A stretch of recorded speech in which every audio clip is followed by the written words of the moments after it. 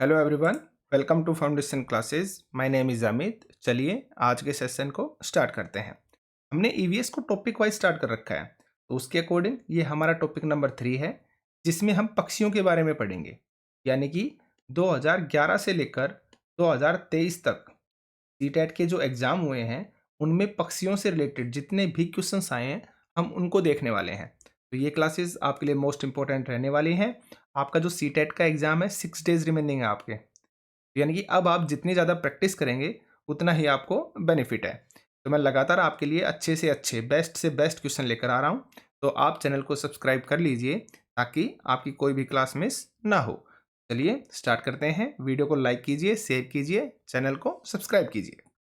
अच्छा, इसके बाद जो मैं टॉपिक आपके लिए लेकर आऊँगा वो हमारा टॉपिक नंबर 4 होगा, जिसमें हम जीव जंतु यानी कि आपके जीव जंतुओं से रिलेटेड 2011 से 2023 तक जितने भी क्वेश्चंस आए हैं, हम उनको डिस्कस करेंगे। चलिए आज के सेशन को स्टार्ट करते हैं।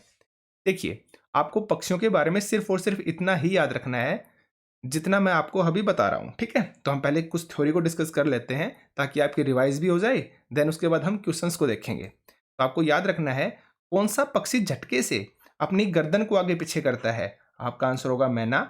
कौन सा पक्षी अपनी गर्दन पीछे तक घुमा सकता है? आपका आंसर होगा उल्लू। पंखों के बारे में आपको क्या याद रखना है, क्योंकि यहाँ से सी टेट का क्वेश्चन आ चुका है और जो क्वेश्चन आया है वो आपके स्टेटमेंट के रूप में आया है, तो इसलिए एक एक लाइन मोस्ट इंपॉर्टेंट है, कोई भी लाइन इजी नहीं लेना, ठीक है? देखिए, अलग अलग रंगों व डिजाइन के होते हैं पंख। पंख उड़ने में मदद करते हैं। पंख शरीर को गर्म रखने में भी मदद करते हैं, ठीक है भाई? समय समय पर पुराने पंख झड़ जाते हैं और इस तरह से पंख झड़ने को बोला जाता है झाड़ना। ठीक है, याद रखना। आप आगे देखिए, सबसे पहले पढ़ेंगे हम कलचड़ी के बारे में, जिसे हम इंडियन रोबिन पक्षी बोलते हैं। तो कलचड़ी का घोंसला घास से बना होता है, जिसके ऊपर पौधों की नाजुक टहनी, जड़ों, ऊन, बाल, रुई आदि होती है ताकि घोंसला नरम रहे। और कलचड़ी के बच्चे की जो चोंच है वो अंदर से कैसी होती है? लाल होती है। आपको याद रखना है, ठीक है? और ये आपकी कलचड़ी है, आप इसके अंदर देख सकते हैं। आगे चलिए, कोयल। कोयल बहुत मीठा गाती है। कोयल कभी घोंसला नहीं बनाती। मोस्ट इंपोर्टेंट है भाई, कौन सा पक्षी ऐसा है जो कभी भी घोंसला नहीं बनाता है? कौन सा है? कोयल। यह कोए के घोंसले में ही अंडे देती है, याद रखना आप। कोआ ही कोयल के अंडों को सेता है। आगे चलते हैं। कुएं के घोंसले में लोहे के तार व लकड़ी की शाखाएं जैसी चीजें होती हैं। मोस्ट इंपोर्टेंट है, आप याद रखना, आपसे पूछा जा सकता है। कुएं के घोंसले में लोहे के तार व लकड़ी की शाखाएं जैसी चीजें होती हैं। कोआ पेड़ की ऊंची डाल पर अपना घोंसला बनाता है। इसकी ऊंचाई करीब 17 इंच तक होती है। कितनी होती है? 17 इंच तक। आगे देखते हैं। फाख्ता, जिसको हम कबूतर बोलते हैं, ठीक है, आप यहाँ पर देख रहे होंगे। तो फाख्ता यानी कि स्पॉटेड डोव कैक्टस के कांटों के बीच या मेहंदी की मेड़ पर अपना घोंसला बनाता है। ये आपका सीटेट के अंदर पूछा जा चुका है, तो आप याद रखना इस क्वेश्चन को। कौन सा पक्षी है जो कैक्टस के कांटों के बीच या मेहंदी की मेड़ पर अपना घोंसला बनाता है? कौन सा है भाई? फाख्ता, ठीक है। आगे देखते हैं। गोरैया, जिसको हम चिड़िया बोलते हैं, आपके सामने ये गोरैया है, आप देख सकते हैं। गोरैया कहीं भी घोंसला बना लेती है, जैसे अलमारी के ऊपर, आईने के पीछे या घर की दीवार के आले में, ठीक है। और इसी तरह आपका जो कबूतर है वो भी कहीं पर भी घोंसला बना लेता है, जैसे पुराने मकानों व खंडरों में। आप देख सकते हैं, ये कबूतर है आपका। आगे चलते हैं। अब बताती है दर्जन चिड़िया की। ये इंपॉर्टेंट क्वेश्चन है, इसको अच्छे से ध्यान रखना आप, ठीक है। दर्जन चिड़िया, जिसको हम टेलर बर्ड बोलते हैं, यह अपनी नुकीली चोंच से पत्तों को सील लेती है और उसके बीच में बनी थैली को अंडे देने के लिए तैयार करती है। यही है उसका घोंसला। तो आपको टेलर बर्ड को आपको अच्छे से याद रखना है। क्या बोलते हैं इसको? दर्जन चिड़िया। टेलर यानी कि कपड़ा जो सिलता है ना, तो इसलिए यूज किया गया है, पत्तों को सील लेती है ये, ठीक है। आगे चलते हैं। बसंत गोरी, जिसे हम बारबेट बोलते हैं, यह गर्मी के दिनों में टुक टुक करते रहते हैं। यानी कि टुक टुक की आवाज अगर आपसे पूछी जाती है तो कौन करता है? आपका बसंत गोरी, जिसको बारबेट भी बोलते हैं। और ये दोनों नाम आपको याद रखने हैं, बसंत गोरी भी और बारबेट भी, क्योंकि क्वेश्चन के अंदर ऑप्शंस में बसंत गोरी ना देकर आपको बारबेट दिया जा सकता है, ठीक है। आगे देखिए। ये पेड़ के तनों में गहरा छेद बनाकर उसमें अंडे रखते हैं, ठीक है, याद रखना आपको। ये आपकी बसंत गोरी है, आप देख सकते हैं। आगे चलते हैं। शक्करखोरा। अब शक्करखोरा, जिसे हम सनबर्ड बोलते हैं, क्या बोला जाता है? सनबर्ड। दोनों नाम आपको याद रखने हैं भाई। देखिए इसके बारे में क्या है, यह किसी छोटे पेड़ या झाड़ी की डाली पर अपना लटकता घोंसला बनाता है, आप यहाँ पर देख सकते हैं। ठीक है, किसी छोटे पेड़ या झाड़ी की डाली पर लटकता हुआ अपना घोंसला बनाता है। इनके घोंसले में बाल, बारीक घास, पतली टहनियां, सूखे पत्ते, रुई, पेड़ की छाल के टुकड़े और कपड़ों के चीथड़े होते हैं। कपड़ों के चीथड़े, ये याद रखना आप, ये मोस्ट इंपॉर्टेंट है। ठीक है, तो किस में होता है आपका, शक्करखोरा यानी कि सनबर्ड के अंदर। आगे चलते हैं। वीवर पक्षी, जिसे हम क्या बोलते हैं, वीवर बर्ड भी बोलते हैं। वीवर पक्षी जिसे हम बयां बयां भी बोला जाता है भाई, आप बयां भी याद रखना। ठीक है, सभी नर वीवर पक्षी अपने अपने घोंसले बनाते हैं। मादा वीवर पक्षी इन सभी घोंसलों को देखती है और जो सबसे अच्छा होता है उसमें ही वह अपने अंडे देती है। इसे बोलते हैं हम बयां या वीवर बर्ड। आप देख सकते हैं डायग्राम में, ये आपका ऐसा इस तरह का घोंसला है और ये क्या है, आपकी वीवर बर्ड। आगे चलते हैं। अब पक्षियों के पंजों के बारे में आप याद रखना। जैसे ये वाले पंजे हैं ना, ये किस लिए यूज होते हैं, आपके पानी में तैरने के लिए। आप देखेंगे इनकी जो ये उंगलियां हैं ना, इनके बीच में झिल्ली जैसे हैं, तो ये होते हैं किसके लिए, पानी में तैरने के लिए। और जब झिल्ली न हो ना, तो होते हैं टहनियों को पकड़ने के लिए। और आप इस तरह से ये नुकीले देख सकते हैं, हुक वाले। तो हुक वाले जो होते हैं शिकार को पकड़ने के लिए होते हैं। और यहाँ पर देखिए, ये आपके पेड़ पर चढ़ने के लिए। ठीक है, और ये जमीन के चलने के लिए। जो नीचे से आप देखेंगे ना फुट इनके, तो थोड़े से क्या होते हैं, ये ज्यादा फैले हुए होते हैं। ठीक है, तो ये होते हैं आपके जमीन पर चलने के लिए, आपको याद रखना है। आगे चलते हैं। अब पक्षियों की चोंच के बारे में देखिए आप। मांस को चीर फाड़ने के लिए इस टाइप की चोंच होती है। आपको डायग्राम दिया जा सकता है और कहेंगे निम्नलिखित में से जो डायग्राम है ना वो किससे रिलेटेड है, तो वहां पे आपको ऑप्शंस मिलेंगे, मांस चीरने फाड़ने से रिलेटेड है या फिर लकड़ी में छेद करने से रिलेटेड है। तो आप इन डायग्राम को, जो ये इमेज दे रखी है, इनको अच्छे से ध्यान रखिए। अगर इस तरह की जो लंबी चोंच होती है ना आगे से नुकीली, ये लकड़ी में छेद करने के लिए होती है। ठीक है, फूलों का रस चूसने के लिए आपकी इस टाइप की चोंच होगी। कीचड़ में छानबीन करके कीड़े खोदकर निकालने के लिए आपकी इस तरह की नुकीली लंबी चोंच होती है। ठीक है, बीजों को दबाकर तोड़ने के लिए आपकी इस टाइप की चोंच होगी और काटने के लिए आपकी इस टाइप की चोंच होगी। आप डायग्राम के अंदर देख सकते हैं। ठीक है, आगे चलते हैं। ज्यादातर पक्षियों की आंखें उनके सिर के दोनों तरफ होती हैं भाई, मोस्ट इंपोर्टेंट लाइन है। और यहां पर लिख रखा है ज्यादातर, यानी कि मैक्सिमम है, सभी नहीं है भाई, मैक्सिमम है। इसके ऊपर क्वेश्चन पूछा जा चुका है। ठीक है, देखिए, पक्षी एक ही समय में दो अलग अलग चीजों पर नजर डाल लेते हैं। ठीक है भाई, जब ये बिल्कुल सामने देखते हैं तब इनकी दोनों आंखें एक ही चीज पर होती हैं। ज्यादातर पक्षियों की आंखों की पुतली घूम नहीं सकती, याद रखना भाई। ज्यादातर पक्षियों की आंखों की जो पुतली है वो घूम नहीं सकती है, वे अपनी गर्दन घुमाकर ही आसपास देखते हैं। यहां पर आप डायग्राम में देख सकते हैं, इस तरह से उन्हें अपनी पूरी गर्दन ही घुमानी पड़ती है, आगे पीछे या कहीं पर भी देखने के लिए। ठीक है, आगे चलते हैं। पक्षी जब दोनों आंखों को एक ही चीज पर केंद्रित करते हैं तो उन्हें चीज की दूरी का एहसास होता है, और जब अलग अलग चीजों पर केंद्रित करते हैं तो उनका देखने का जो दायरा है वो बढ़ जाता है। याद रखना, मोस्ट इंपोर्टेंट लाइन है भाई। जब एक ही चीज पर केंद्रित करते हैं ना, तब तो उन्हें दूरी का एहसास होता है, और जब अलग अलग चीजों पर केंद्रित करते हैं तो उनका देखने का जो दायरा है वो बढ़ जाता है। ठीक है, आगे देखिए। चील, बाज, गिद्ध जैसे पक्षी हमसे 4 गुना ज्यादा दूर तक देख पाते हैं। कितने गुना ज्यादा, 4 गुना ज्यादा दूर तक। जैसे जो चीज हमसे 2 मीटर की दूरी से दिखाई पड़ती है ना, वह चीज ये पक्षी 8 मीटर की दूरी से ही देख लेते हैं। और इनमें कौन कौन से आते हैं आपके, चील, बाज और गिद्ध। ठीक है, आगे बढ़ते हैं। माना जाता है कि दिन में जागने वाले जानवर कुछ रंग देख पाते हैं, जबकि रात में जागने वाले जानवर हर चीज को सफेद व काला ही देखते हैं। कैसा देखते हैं, सफेद व काला। आगे चलते हैं। पक्षी अलग अलग खतरों के लिए अलग अलग आवाजें निकालते हैं। जैसे उड़कर आने वाले दुश्मन के लिए अलग तरह की आवाज, और जमीन पर चलकर आने वाले खतरे के लिए अलग तरह की आवाज। तो आगे चलते हैं। देखिए, आपको सिर्फ थ्योरी में इतना ही याद रखना है। पक्षियों से रिलेटेड जो भी क्वेश्चन आपसे पूछा जाएगा ना, वो आपका यहीं पे पूछ लिया जाएगा, ये आप याद रखना। ठीक है, अब जो क्वेश्चंस आए हैं हम उनको देख लेते हैं। नीचे दिए गए पक्षियों की वह कौन सी प्रजाति है जिसकी आंख मानवों की तरह सामने की ओर ही होती है। आप डायग्राम में देख सकते हैं, कौन है भाई, उल्लू है आपका आंसर। ठीक है, आगे चलते हैं। निम्नलिखित में से कौन सा सबसे छोटा प्रवासी पक्षी है। कैसा पक्षी है, प्रवासी पक्षी, यानी कि जो दूसरे देश से आया है, प्रवासी पक्षी जो उत्तर ध्रुवीय क्षेत्र से भारत आता है। तो ऑप्शंस को देखिए आप, सिखफर बतख, छोटे मत्स्य कुर्की, या फिर हंसावर जिसे हम फ्लेमिंगो बोलते हैं, जो राजस्थान में आते हैं आपके, ठीक है, या फिर छोटे जलरंग यानी लिटिल स्टिंट। तो यहाँ पर आपका करेक्ट आंसर क्या होगा? आंसर नंबर डी, छोटे जलरंग, लिटिल स्टिंट। ठीक है, आगे चलते हैं। उस पक्षी का नाम जिसकी आंखें मानवों की तरह सामने होती हैं। फिर से रिपीट हुआ है क्वेश्चन भाई, करेक्ट आंसर क्या होगा आपका? उल्लू। ठीक है, आगे चलिए।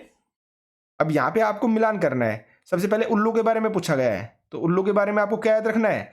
पक्षी जिसकी आंखें सामने की तरह होती हैं, हम पढ़ चुके हैं। रेशम कीट, रेशम कीट के बारे में हमने थ्योरी में पढ़ा था। अपनी मादा को उसकी गंध से कई किलोमीटर दूर तक पहचान लेता है। तो बी का क्या होगा आपका? 4 होगा। और आपका ए का क्या होगा? नंबर 3 होगा। आगे देखिए, बाज, तो बाज के बारे में जस्ट हमने अभी पढ़ा, हमसे 4 गुना अधिक दूरी से देख सकने वाला पक्षी होता है आपका बाज। तो यानी कि सी का क्या होगा आपका? 1 होगा भाई। सी का क्या होगा? 1। आगे देखिए, डी बचा स्लोथ। स्लोथ के बारे में क्या है? दिन के लगभग 17 घंटे उल्टा लटक कर सोता है, यानी कि स्लोथ का क्या हो गया आपका? डी का नंबर 2।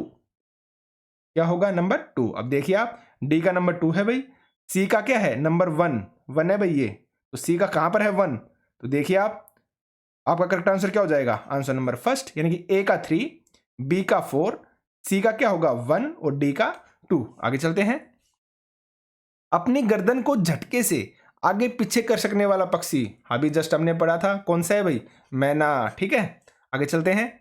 अपनी गर्दन को पीछे तक घुमा सकने वाला पक्षी कौन सा है? कबूतर है, तोता है, उल्लू है, या फिर मैना है? तो आपका करेक्ट आंसर क्या होगा? आंसर नंबर सी, हम जस्ट अभी पढ़ चुके हैं। ठीक है, अब मैं फटाफट आपको क्वेश्चन ही करवा रहा हूं, क्योंकि थ्योरी मैं काफी बार आपको करवा चुका हूं, आपके माइंड में सेट हो भी गई होगी। फिर भी मैंने स्टार्टिंग में हल्की सी थ्योरी बता दिया आपको। ठीक है, और इनसे बाहर आपको कुछ नहीं मिलेगा, आप निश्चिंत रहिए। आगे देखते हैं। नेक्स्ट क्वेश्चन देखिए आप, एक छोटे से पेड़ या झाड़ी की शाखा से लटकने वाला घोंसला बनाने वाला पक्षी कौन सा है? जस्ट अभी हम पढ़कर आए हैं। आपका करेक्ट आंसर क्या होगा? आंसर नंबर ए, यानी कि सनबर्ड। ठीक है, आगे चलते हैं। पक्षी विभिन्न प्रकार के घोंसले बनाते हैं तथा घोंसले बनाने के लिए विभिन्न स्थानों का चुनाव करते हैं। निम्न में से कौन सा पक्षी पेड़ के तनों में अपना घोंसला बनाता है? तो आपका करेक्ट आंसर क्या होगा? आंसर नंबर बी, यानी कि बारबेट। और बारबेट को हम क्या कहते हैं? ये भी मैंने आपको बताया था। बारबेट को हम बोलते हैं बसंत गोरी, ये भी मैंने आपको बताया था, तो ये भी आप याद रखना। हो सकता है आपके पास बसंत गोरी आए ऑप्शन में। ठीक है, आगे चलते हैं। पक्षियों की एक स्पीसीज ऐसी है जिसका नर पक्षी सुंदर सुंदर घोंसले चुनता है। मादा पक्षी उन सभी घोंसलों को देखती है, उनमें से वह उसे चुनती है जो सबसे अच्छा होता है, उसी में अंडे देती है। पक्षियों की इस स्पीसीज का नाम बताइए। देखिए, मैंने आपको जस्ट अभी बताया था, कौन सा है? कोयल है? गलत है भाई। वीवर पक्षी, जिसे हम बया पक्षी बोलते हैं, ये होगा आपका करेक्ट आंसर। ठीक है, आगे देखते हैं। आप ऑप्शन सी को देखिए, शक्करखोरा, सनबर्ड, जिसके बारे में मैंने अभी क्या बताया था? अगर लटकता हुआ घोंसला बनाएगा ये, लटकता हुआ घोंसला। ठीक है, और बारबेट के बारे में मैंने क्या बताया था? ये तने में बनाता है भाई, तने में घोंसला बनाता है बारबेट। हमने जस्ट अभी पढ़ा था। इसका दूसरा नाम क्या है आपका? बसंत गोरी। ठीक है, आगे देखते हैं। नीचे दिए गई विशेषताओं वाले पक्षियों का नाम क्या है? एक पक्षी ऐसा जिसके सिर पर मुकुट और पूंछ पर सिक्के, सिर से पूंछ तक नीले रंग की कई रंगतें, हम पढ़ चुके हैं भाई। करेक्ट आंसर क्या होगा आपका? आंसर नंबर सी, यानी कि मोर। ठीक है, आगे देखिए। पक्षियों की उस प्रजाति का नाम क्या है जिसमें नर पक्षी अनेक सुंदर घोंसले बनाते हैं और मादा पक्षी उनमें से केवल एक घोंसला चुनती है और उसमें अपने अंडे देती है? तो फिर से आ गया आपके सामने, कलचड़ी है भाई, गलत है भाई। शक्करखोरा, ये भी आपका गलत है। टिलर बर्ड, ये भी आपका गलत है। करेक्ट आंसर क्या होगा? आंसर नंबर डी, जिसे हम बया या वीवर पक्षी भी बोलते हैं। ठीक है, आगे चलिए। नर चिड़िया बहुत सारे सुंदर बनावट वाले घोंसले बनाता है और मादा चिड़िया उनमें से सबसे बढ़िया घोंसला अपने अंडे देने के लिए चुनती है। फिर से आपका रिपीट क्वेश्चन, तो क्या होगा इसका आंसर? वीवर बर्ड या बुनकर पक्षी। ठीक है, आगे चलते हैं। चिड़ियों की आंखों के बारे में निम्नलिखित में से कौन सा कथन सही है? तो देखिए आप, सभी चिड़ियों के सिर के दोनों तरफ आंखें होती हैं, गलत है भाई। मैंने बताया था ज्यादातर पक्षियों की, सभी चिड़ियों के बारे में बात नहीं की थी, तो ये क्या हो गया आपका? गलत हो गया भाई। आगे देखिए। चिड़िया दो भिन्न भिन्न वस्तुओं पर एक ही समय पर दृष्टि केंद्रित नहीं कर पाती, नहीं लिखा है भाई इन्होंने, तो इसलिए ये भी आपका गलत हो गया। जो पक्षी होते हैं ना, वो दृष्टि केंद्रित कर पाते हैं, इसलिए नहीं की वजह से ये भी गलत हो गया। तो ऑप्शंस को देखिए आप, S1 सही है और S2 गलत है। गलत है भाई। S1 गलत और S2 सही, ये भी गलत। S1 और S2 दोनों सही हैं, ये भी गलत। आगे देखिए, S1 और S2 दोनों गलत हैं, ये होगा आपका करेक्ट आंसर। ठीक है, आगे चलते हैं। पक्षियों के पंख विभिन्न रंगों, आकारों एवं माप के होते हैं। इनके पंख उन्हें उड़ने में सहायता करते हैं तथा देखिए आप विभिन्न प्रकार का भोजन खाने में, गलत है भाई, जो पंख है वो भोजन खाने में हेल्प थोड़ी ना करेंगे। आगे देखिए उन्हें गर्म रखने में, ये आपका करेक्ट है। आगे देखिए विभिन्न तरीकों से चलने में, ये भी आपका गलत है। उससे आगे है उन्हें जल रोधक रखने में। अब देखिए जल रोधक का मतलब क्या होता है, यानी कि जल में तैरने में हेल्प करते हैं। जो पंख है वो जल को चीरते हैं ताकि पक्षी तैरकर आगे की ओर बढ़ सके, ठीक है। तो ये भी आपका करेक्ट होगा। तो यहां पर जो आपका राइट आंसर क्या होगा, बी और डी, ठीक है, यानी कि आंसर नंबर बी। आगे चलते हैं। निम्नलिखित पहेली हल कीजिए। सिर पर मेरे ताज है, सुंदर नाच दिखाता हूं, सुंदर पंखों पर नाज है, मैं कौन हूं। तो देखिए आप एकदम इजी है आपके लिए। तोता है भाई, गलत है भाई। फाख्ता पक्षी यानी कि कबूतर, ये भी आपका गलत है। बतख यानी सुरखाब, ये भी आपका गलत है। करेक्ट आंसर क्या होगा आपका, आंसर नंबर डी यानी कि मोर। आगे चलते हैं। पक्षी निश्चित समय पर अपने पंखों को खो देते हैं, यह प्रक्रिया क्या कहलाती है। मैंने आपको जस्ट अभी जब थ्योरी करवाई थी तब भी बताया था क्या कहलाती है। देखिए आप हाइबरनेशन, गलत है भाई। हाइबरनेशन का मतलब होता है कुछ जो पक्षी होते हैं ना, कुछ जानवर होते हैं ना, वो क्या करते हैं जब सर्दियां आती है ना तो कुछ समय के लिए क्या चले जाते हैं, एक तरह से सो जाते हैं, गायब हो जाते हैं। जैसे मैंने आपको एग्जाम्पल भी बताया था थ्योरी में, अक्सर सर्दियों में क्या करती हैं, तो छिपकली होती है ना, वो आपको दिखाई नहीं देंगी, इसको बोला जाता है हाइबरनेशन, ठीक है। झंकारना ये भी नहीं हो सकता, मोल्टिंग झड़ना ये होगा आपका करेक्ट आंसर, ठीक है। क्योंकि जब पक्षियां अपने पंखों को खो देते हैं ना और उनके जब नए पंख आते हैं तो उसको बोला जाता है मोल्टिंग यानी कि झड़ना, ठीक है। सेलिंग भी नहीं होगा। आगे देखते हैं। पक्षियों के पंखों के दोनों ओर का जो मुलायम भाग है वो क्या कहलाता है। मैंने थ्योरी में करवाया था आपको, क्या कहते हैं, बार्ब कहते हैं, बार्ब बार्ब, ठीक है। तो करेक्ट आंसर यहां पर क्या होगा, आंसर नंबर ए। आगे चलते हैं।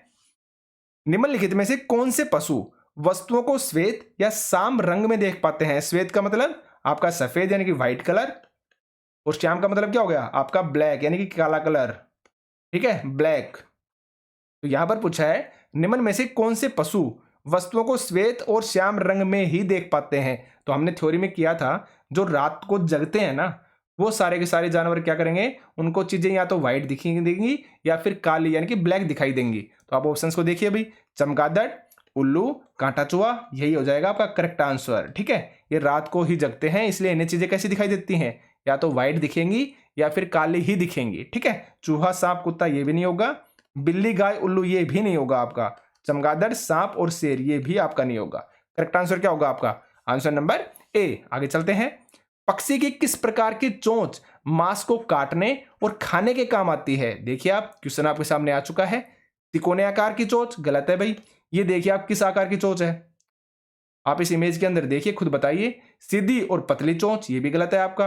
हुक जैसी चोंच, ये होगा आपका करेक्ट आंसर। आप देख सकते हैं हुक्ड बीक, ठीक है, इनके आंसर नंबर सी, ठीक है। तो ये आपके 19 क्वेश्चन थे और कुछ थ्योरी थी, आप इनको बार बार रिवाइज कीजिए और जो पक्षियों से रिलेटेड क्वेश्चंस आएंगे वो आपका इनमें से 100% आ जाएगा, इससे बाहर आपको नहीं मिलेगा। तो आज के सेशन में सिर्फ इतना ही था। वीडियो को लाइक कीजिए, शेयर कीजिए और चैनल को सब्सक्राइब कर लीजिए ताकि आपकी कोई भी क्लास मिस ना हो। फ्यूचर में भी हम इस चैनल पर अभी एनसीईआरटी का जो भी मटेरियल है ना बहुत ही डिटेल से स्टार्ट करने वाले हैं, चाहे फिर वो मैथमेटिक्स हो, चाहे फिर वो साइंस हो, चाहे ईवीएस हो, चाहे सोशल साइंस हो। हम हर सब्जेक्ट को बहुत ही डिटेल से करने वाले हैं क्योंकि आपके टीचिंग एग्जाम में आगे भी ये आपके लिए हेल्पफुल होंगे, ठीक है। तो आज के सेशन में सिर्फ इतना ही। Thank you.